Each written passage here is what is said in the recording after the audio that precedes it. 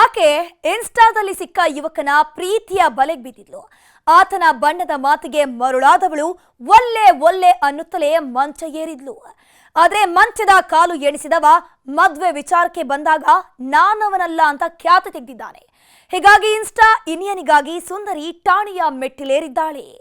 ಈ ಪ್ರೀತಿ ಪ್ರೇಮ ಅನ್ನೋದೇ ವಿಚಿತ್ರ ಕಣ್ರಿ. ಮೊದ್ಮೊದ್ಲು ಕಂಟ್ರೋಲೇ ಸಿಗದೆ ಪ್ರೇಮ ಹಕ್ಕಿಗಳ ಹಾರ್ಟ್ ಬೀಟ್ ಹೈ ಸ್ಪೀಡ್ ಅಲ್ಲಿ ಹೆಚ್ಚಿಸ್ಬಿಡುತ್ತೆ. ದಿನ ಕಳೆದಂತೆ ಅದೇ ಹೃದಯವನ್ನೇ ಒಡೆದು ಛಿದ್ರ ಮಾಡ್ಬಿಡುತ್ತೆ. ಕಾಮದ ಭೂತ ಹೊಕ್ಕಿಸಿಕೊಂಡ ಕೆಲವರು ಲವ್ ಹೆಸರಲ್ಲಿ ಆಡಬಾರ್ದ ಆಟವನ್ನ ಆಡಿ ಕೊನೆಗೆ ನಾನವನಲ್ಲ ಅಂತ ಕೈ ಎತ್ತಿ ಬಿಡ್ತಾರೆ. ಬೆಂಗಳೂರು ಗ್ರಾಮಾಂತರ ಜಿಲ್ಲೆಯ ನೆಲಮಂಗಲದಲ್ಲಿ ಆಗಿದ್ದು ಇದೆ. ಚಿನ್ನ ರನ್ನ ಅಂತ ಮುದ್ದಾಡಿದವ ಮಾಡಬಾರ್ದನ್ನ ಮಾಡಿ ಮಹಾ ಮೋಸ ಮಾಡಿದ್ದಾನೆ.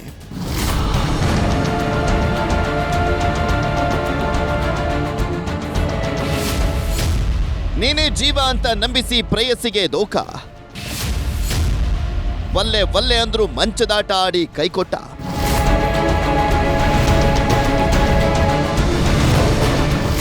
ಅಲೆಲೆಲೆಲೆ ಅದೇಗೆ ಮಾನಗೇಡಿಯಂತೆ ಮುಖ ಮುಚ್ಕೊಂಡು ಹೋಗ್ತಾ ಇದ್ದಾನೆ ನೋಡಿ. ನೋಡೋದಕ್ಕೆ ಅಮಾಯಕನ ಥರ ಕಾಣಿಸೋ ಈತ ಮಹಾನ್ ಚಟಾದೀಶ್ವರ ಕಣ್ರಿ. ಇವನ ನೀಚಾತಿ ನೀಚ ಕೃತ್ಯ ಕೇಳಿದ್ರೆ ನೀವೇ ಕ್ಯಾಕರಿಸಿ ಉಗಿತೀರಾ.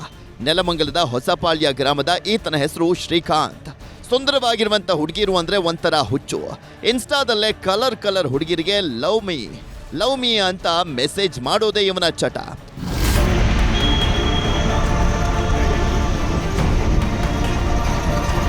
ಹಗಲು ರಾತ್ರಿ ಇನ್ಸ್ಟಾದಲ್ಲಿ ಹುಡುಗಿರನ್ನ ಹುಡುಕ್ತಾ ಇದ್ದಂತ ಈ ಅಡ್ನಾಡಿ ಅದಾಗ್ಲೇ ಒಬ್ಬಳನ್ನ ತನ್ನ ಪ್ರೇಮದ ಬಲೆಗೆ ಬೀಳಿಸ್ಕೊಂಡಿದ್ದ.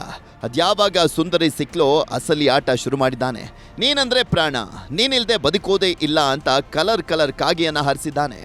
ಬಂಗಾರಿ ಸಿಂಗಾರಿ ಅಂತ ಬಣ್ಣದ ಮಾತಿನ ಮಳೆಯನ್ನೇ ಸುರಿಸಿದ್ದ. ಆದ್ರೆ ಆಕೆಗೆ ಪ್ರೀತಿ ಕುರುಡು ಅಂತಾರಲ್ಲ, ಹಾಗಾಗಿತ್ತು. ಮೋಹದ ಬಲೆಗೆ ಬಿದ್ದವಳು ಇಡೀ ಜಗತ್ತನ್ನೇ ಮರೆತು ಅವನಲ್ಲೇ ಕಳೆದು ಹೋಗಿದ್ಲು. ಆದ್ರೆ ಶ್ರೀಕಾಂತ ಮಾತ್ರ ಯಾವಾಗ ಪ್ರೇಯಸಿ ಜೊತೆ ಮಂಚಕ್ಕೆಷ್ಟು ಕಾಲೆಂದು ಲೆಕ್ಕ ಹಾಕ್ತೀನೋ ಅಂತ ಕನ್ಸು ಕಾಣ್ತಾನೆ ಖತರ್ನಾಕ್ ಸ್ಕೆಚ್ ಅನ್ನ ಹಾಕಿದ್ದ.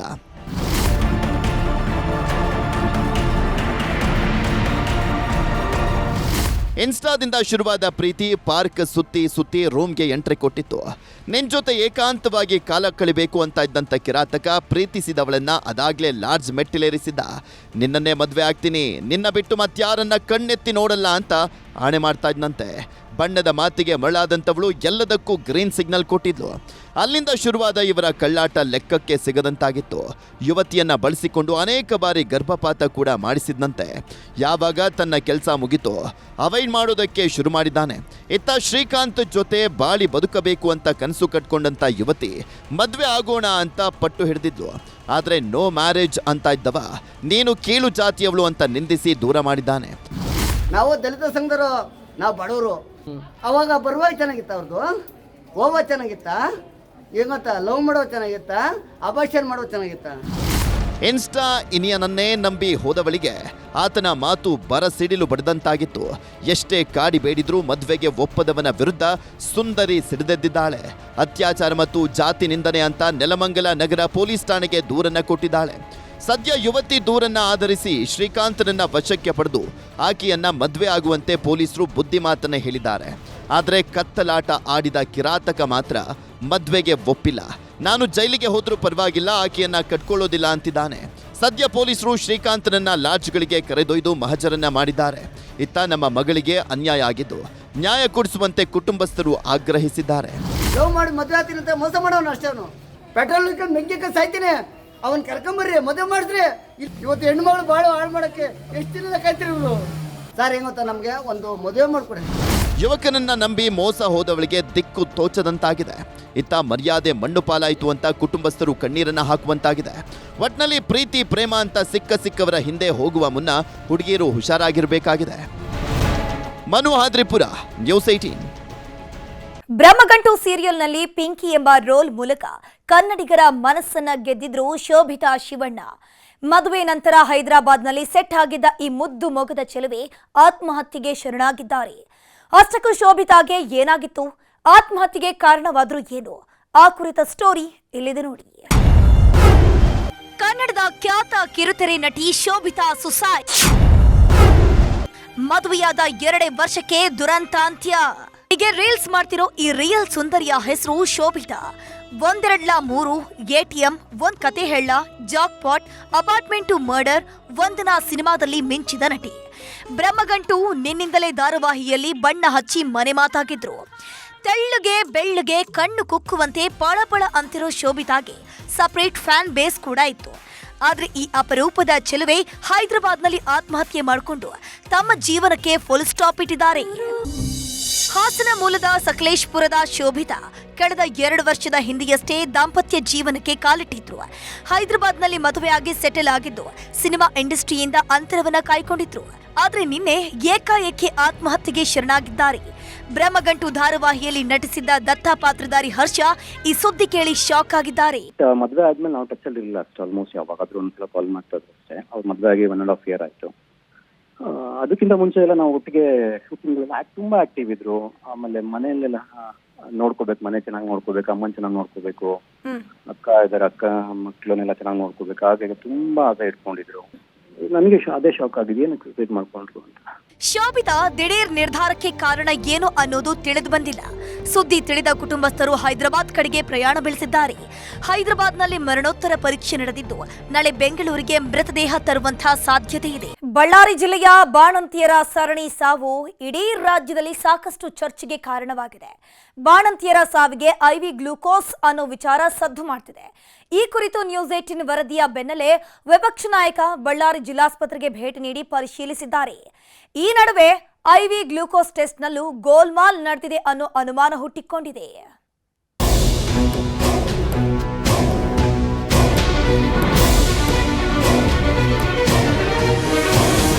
ಬಳ್ಳಾರಿ ಜಿಲ್ಲೆಯಲ್ಲಿ ಬಾಣಂತಿಯರ ಸಾವು ಪ್ರಕರಣ ರಾಜ್ಯಾದ್ಯಂತ ಅತಿದೊಡ್ಡ ಸುದ್ದಿಯಾಗಿದೆ. ಕೇವಲ 15 ದಿನಗಳಲ್ಲಿ 5-6 ಬಾಣಂತಿಯರು ಜೀವ ಬಿಟ್ಟಿದ್ದು ಇಡೀ ಜಿಲ್ಲೆಯನ್ನೇ ಬೆಚ್ಚಿ ಬೀಳಿಸಿದೆ. ಅಧಿಕಾರಿಗಳ ನಿರ್ಲಕ್ಷ್ಯಕ್ಕೆ ಅಮಾಯಕ ಬಡ ಹೆಣ್ಣುಮಕ್ಕಳು ಪ್ರಾಣ ಚೆಲ್ಲಿದ್ದಾರೆ. ಜಗತ್ತನ್ನ ಅರಿಯದ ಕಂದಗಳು ಅಮ್ಮನ ಮಡಿಲಿಲ್ಲದೆ ಅನಾಥವಾಗಿದೆ. ಈ ಬಗ್ಗೆ ನಿಮ್ಮ ನ್ಯೂಸ್ 18 ನಿರಂತರವಾಗಿ ವರದಿಯನ್ನ ಬಿತ್ತರಿಸ್ತೋ ಇಡೀ ಸರ್ಕಾರವೇ ಅಲರ್ಟ್ ಆಯಿತು. ನಿನ್ನೆ ಮೀಟಿಂಗ್ ನಡೆಸಿದ ಸಿಎಂ ಸಿದ್ದರಾಮಯ್ಯ ಅಧಿಕಾರಿಗಳ ಬೆವರನ್ನ ಇಳಿಸಿ ಅಮಾನತು ಕೂಡ ಮಾಡಿದ್ರು. ಈಗ ಮತ್ತೊಂದು ಸ್ಫೋಟಕ ರಹಸ್ಯ ಹೊರಬಿದ್ದಿದೆ. ರಾಜ್ಯದ ವಿವಿಧ ಜಿಲ್ಲೆಗಳಲ್ಲಿ deadly IV glucose supply. Tumakuru, ದಾವಣಗೆರೆಯಲ್ಲೂ ಬಾಣಂತಿಯರ ಸಾವು.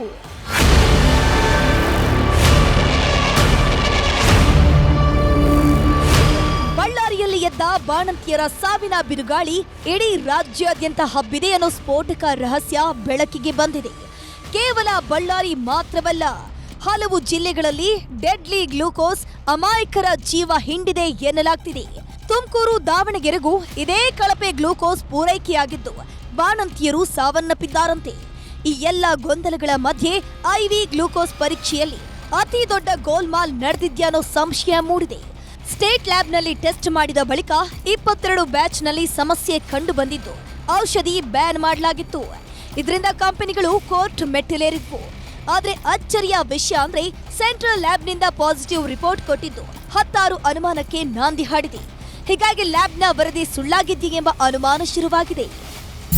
ಅದು ಒಂದು ಇನಿಷಿಯಲಿ ನಾವು ಅವ್ರ ಬ್ಲಾಕ್ ಲಿಸ್ಟ್ ಮಾಡಿದಾಗ ನಾವು 2 ಸ್ಯಾಂಪಲ್ ಅವ್ರ ನೆಗೆಟಿವ್ ಇದೆ ಅಂತ ಹೇಳಿ ನಾವು ಅದನ್ನ ಅವ್ರನ್ನ ಬ್ಲಾಕ್ ಲಿಸ್ಟ್ ಮಾಡಿದ್ದು. ಅವರು ಅದರ ಪ್ರಕಾರ ಅವ್ರಿಗೆ ಸೆಂಟ್ರಲ್ ಲ್ಯಾಬ್ಗೆ ಅಪೀಲ್ ಹೋಗ್ತಾರೆ. ಅದು ರೂಲ್ಸ್ ಪ್ರಕಾರನೇ.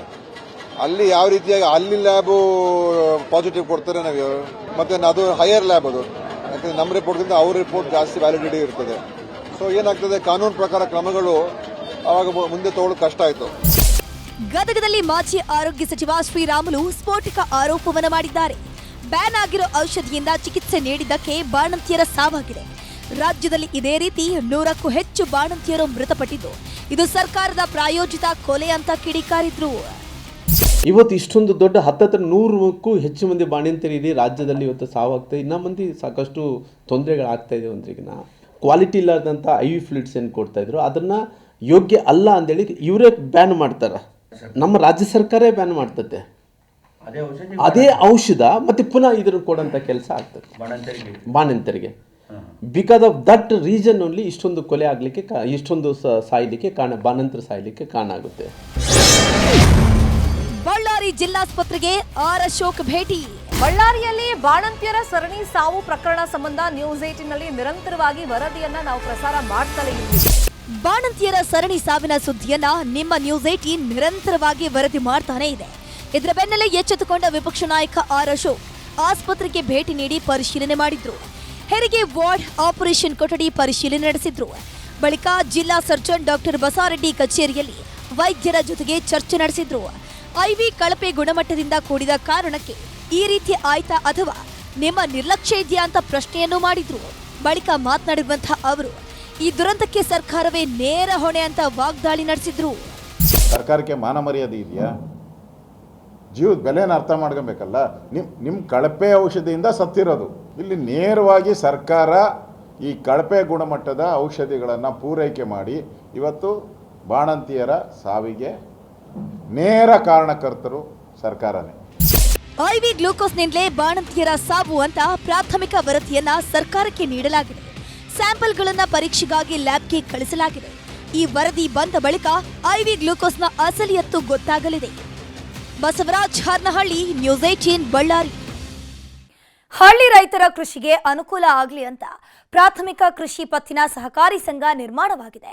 ಆದರೆ ಅಂತಹ ಸಹಕಾರಿ ಸಂಘದಲ್ಲಿ ಮುಗ್ಧ ರೈತರಿಗೆ ಮಕ್ಮಲ್ ಟೋಪಿ ಹಾಕುವ ದಂಧೆ ನಡೆದಿದೆ. ಅದು ಎಷ್ಟರ ಮಟ್ಟಿಗೆ ಅಂದ್ರೆ ಸತ್ತವರ ಹೆಸರಲ್ಲೂ ಸಾಲ ಎತ್ತಿ ವಂಚನೆ ಮಾಡಿದ್ದಾರೆ.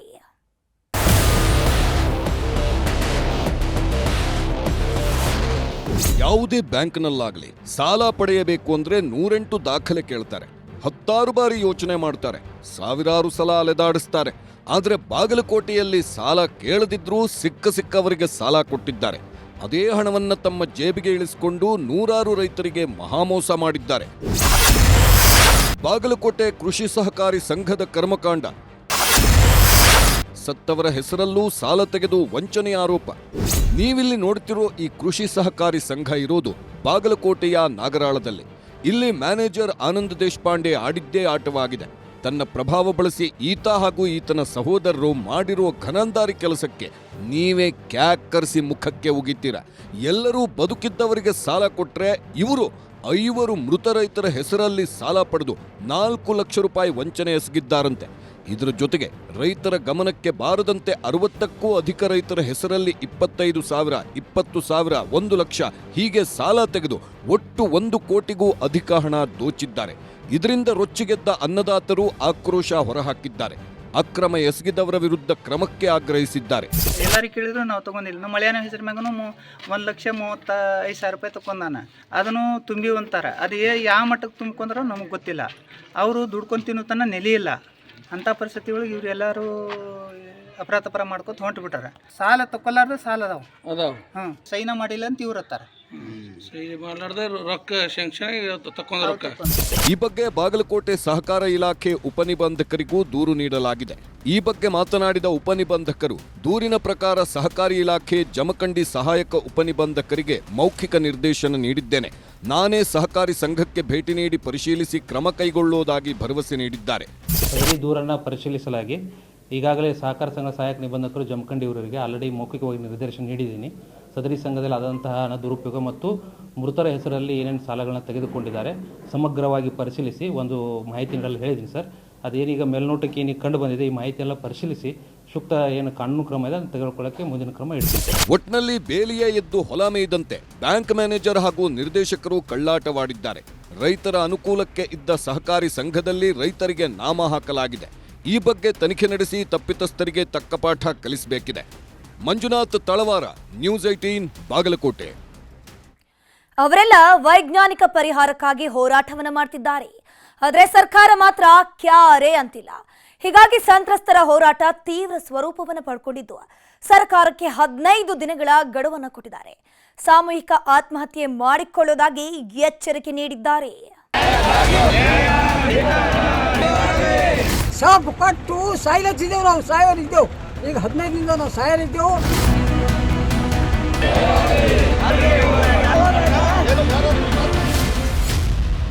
880 ದಿನದಿಂದ ಹೋರಾಟ, ಸಿಗ್ಲಿಲ್ಲ ಪರಿಹಾರ. ಆತ್ಮಹತ್ಯೆ ಎಚ್ಚರಿಕೆ ಕೊಟ್ಟ ಕಾರಂಜ ಸಂತ್ರಸ್ತರು.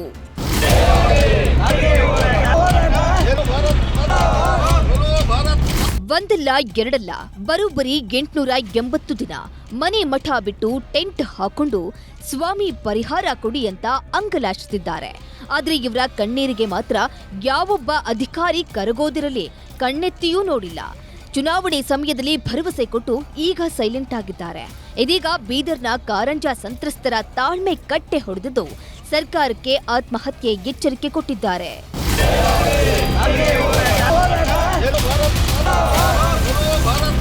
ಬೀದರ್ ಜಿಲ್ಲೆಯ ನಗರ ಗ್ರಾಮೀಣ ಪ್ರದೇಶಗಳಿಗೆ ಕುಡಿಯುವ ನೀರು, ರೈತರ ಜಮೀನುಗಳಿಗೆ ನೀರಾವರಿ ಕಲ್ಪಿಸ್ತೀವಿ ಅಂತ ಅಂದಿನ ಸರ್ಕಾರ 28 ಗ್ರಾಮಗಳ ರೈತರ ಜಮೀನುಗಳನ್ನ ಸ್ವಾಧೀನ ಮಾಡಿಕೊಂಡಿತ್ತು.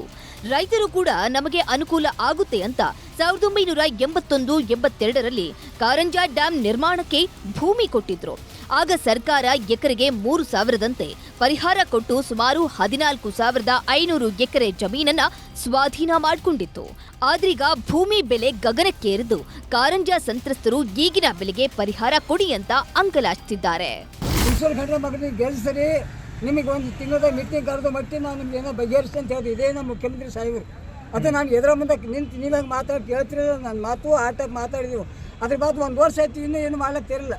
ಇದೆಲ್ಲ ನೋಡಿ ಮಾಡಿ ನಮ್ಗೆ ಇವ್ರು ಏನು ಕೊಡಪ್ಲೆ ಕಾಣಿಸಲ್ದು. ಸಾಬ್ ಕೊಟ್ಟು ಸಾಯ್ಲತ್ತಿದ್ದೇವೆ, ನಾವು ಸಾಯೋರಿದ್ದೆವು. ಸುಮಾರು 40 ವರ್ಷದಿಂದ ಕಾರಂಜಾ ಅನ್ನದಾತರು ಪರಿಹಾರಕ್ಕಾಗಿ ಅಲಿದಾಡ್ತಿದ್ದು ಪರಿಹಾರ ಮಾತ್ರ ಸಿಕ್ಕಿಲ್ಲ. ಲೋಕಸಭೆ ಚುನಾವಣೆಯಲ್ಲಿ ಸಾಗರ್ ಖಂಡ್ರೆ ಗೆಲ್ಲಿಸಿ ನಿಮ್ಮ ಸಮಸ್ಯೆ ಬಗೆಹರಿಸ್ತೀವಿ ಅಂತ ಸಿಎಂ ಅಭಯ ಕೊಟ್ಟಿದ್ರಂತೆ. ಆದ್ರೀಗ ಕ್ಯಾರಿ ಅಂತಿಲ್ವಂತೆ. ಹೀಗಾಗಿ ಸರ್ಕಾರ ನಮ್ಮ ಬೇಡಿಕೆ ಈಡೇರಿಸದಿದ್ರೆ ಆತ್ಮಹತ್ಯೆ ಮಾಡ್ಕೋತೀವಿ ಅಂತ ಎಚ್ಚರಿಕೆ ಕೊಟ್ಟಿದ್ದಾರೆ. 40 ವರ್ಷ ಆಯ್ತು ಭೂಮಿ ಕೊಟ್ಟು, ಇವತ್ತಿಗೆ ನಮ್ಮಿಂದ ವೈಜ್ಞಾನಿಕ ಬೆಲೆ ಸಿಗಲ್ಲ ಅಂದ್ರೆ ಯಾವ ನ್ಯಾಯ ಇದೆ ರೀ ಇದು? ನಮ್ಮ ಸಮಸ್ಯೆ ಬಗೆಹರಿಲಿಲ್ಲ ಅಂದ್ರೆ ನಾವೊಂದು 15 ದಿವಸದಲ್ಲಿ ನಾವೆಂದ ಅಧಿವೇಶನದಲ್ಲಿ ಟೈಮಲ್ಲಿ ನಾವು ಸಾಮೂಹಿಕ ಆತ್ಮಹತ್ಯೆ ಮಾಡ್ಕೊಳ್ಳೋಕೆ ನಾವೆಂದ ಸಿದ್ಧರಾಗಿದ್ದೀವಿ. ಒಟ್ನಲ್ಲಿ ಮಳೆ, ಚಳಿ, ಗಾಳಿ, ಬಿಸಿಲನ್ನು ಲೆಕ್ಕಿಸದೆ ರೈತರು ಹೋರಾಟ ಮಾಡ್ತಿದ್ರೆ ಯಾವೊಬ್ಬ ಅಧಿಕಾರಿಯೂ ಅವರ ಸಮಸ್ಯೆಗೆ ಕಿವಿಗೊಡದೆ ಇರುವುದು ವಿಪರ್ಯಾಸ. ಇನ್ನಾದ್ರೂ ಸರ್ಕಾರ ಇವರ ಸಮಸ್ಯೆಗೆ ಪರಿಹಾರ ನೀಡುತ್ತಾ ಕಾದು ನೋಡಬೇಕು. ದುರ್ಗಪ್ಪ ಹೊಸಮನಿ, ನ್ಯೂಸ್ 18 ಬೀದರ್.